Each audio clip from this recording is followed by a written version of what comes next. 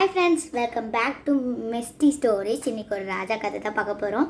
போன வாட்டி சொன்ன ராஜா கதையில் நிறைய பேர் தப்பாக சொல்லியிருந்தீங்க, நிறைய பேர் கரெக்டாக சொல்லியிருந்தீங்க. இன்றைக்கி வரிசையில் பார்க்க போகிற கதை பேரும் நீங்கள் தான் சொல்லணும், அந்த ராஜா பேரும் நீங்கள் தான் சொல்லணும். உங்களுக்கு டாஸ்க் கொடுத்துட்டேன். சரி, நம்ம போகலாமா? ஒரு காலத்தில் ஒரு ராஜா இருந்தாங்க. அந்த ராஜாவுக்கு தன் மக்களை எப்போவுமே கஷ்டப்பட்டு பிடிக்காது. அப்போ ஒரு நாள் ராஜசபையில் உட்காந்துட்டு இருக்கும் போது ஒரு விறகு வெட்டி வராரு. இந்த மாதிரி ராஜாவே எனக்கு ஒரு குறை அது மாதிரி சொல்லி வராங்க.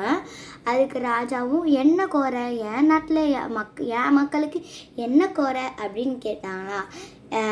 அமைச்சர் சொல்கிற வேலைக்கும் நாங்கள் செய்கிற வேலைக்கும் ஒரே மாதிரி தான் இருக்குது ராஜா. ஆனால் எங்களுக்கு வேறு மாதிரி காசு, அவங்களுக்கு வேறு மாதிரி காசு. இப்போ எங்களுக்கு 10 ரூபா கொடுத்தீங்கன்னா அவங்களுக்கு 50 ரூபா கொடுக்குறீங்களே, இது என்ன ராஜா நியாயம் அப்படின்னு சொல்கிறாங்க.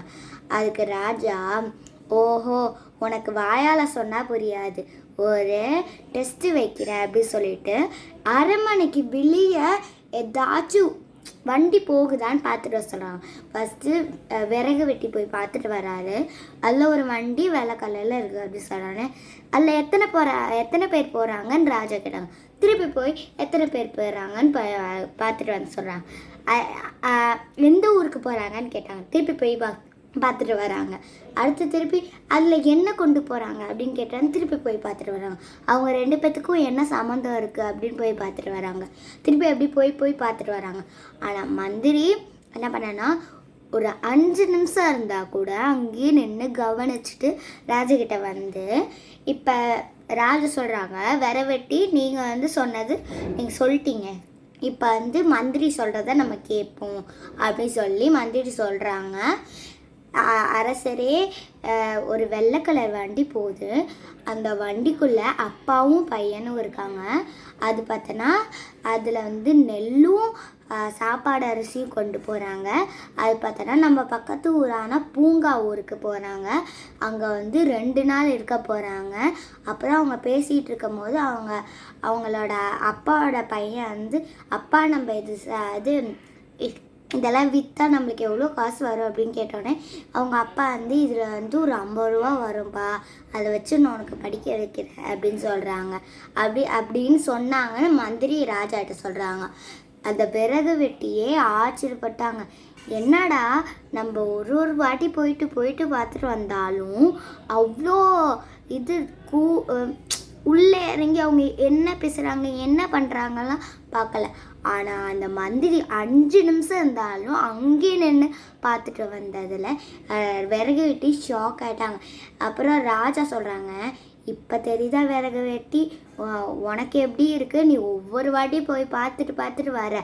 ஆனால் அந்த மந்திரி ஒரு 5 நிமிஷம் இருந்தாலும் இல்லை 10 நிமிஷம் இருந்தாலும் அங்கேயே நின்று பார்த்துட்டு வந்து அவங்க என்ன பண்ணுறாங்க, அவங்க என்ன பேசுகிறாங்க, எந்த ஊருக்கு போகிறாங்க, என்ன பண்ணுறாங்க, ராஜா கேட்காமலே அந்த டீட்டெயில்ஸாக கொடுக்குறாங்க.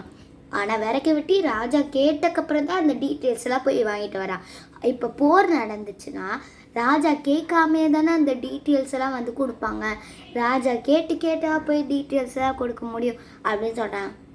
அதுக்கு விறகு வெட்டி, மன்னிச்சிடுங்க ஐயா, நான் செஞ்சது தான் தப்பு அப்படின்னு சொன்னேன். இது நல்ல டெஸ்ட்டு தான், இதில் நீனும் புரிஞ்சுக்கிட்ட, உன்னோட அடியாட்களும் புரிஞ்சுக்கிட்டாங்க அப்படின்னு சொன்னோடனே விறகு வெட்டியும் சரிங்க ஐயா, நான் கிளம்புறேன் அப்படின்னு சொன்னோடனே மந்திரிக்கும் ஒரே சந்தோஷம். ராஜா நம்மளை புகழ்ந்து பேசிட்டாரே அப்படின்னு. இப்போ அது மாதிரி தான் அவங்களுக்கும்.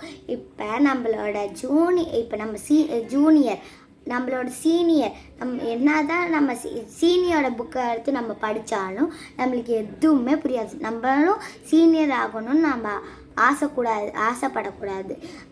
நம்ம எப்போ போகிறோமோ அப்போ தான் நம்ம போகணும். தான் திந்தி நம்ம போய் திருப்பி அது நம்மளுக்கே வந்துடும். அதனால தான் இப்போ நான் 5th ஸ்டாண்டர்ட் படிக்கிறேன்.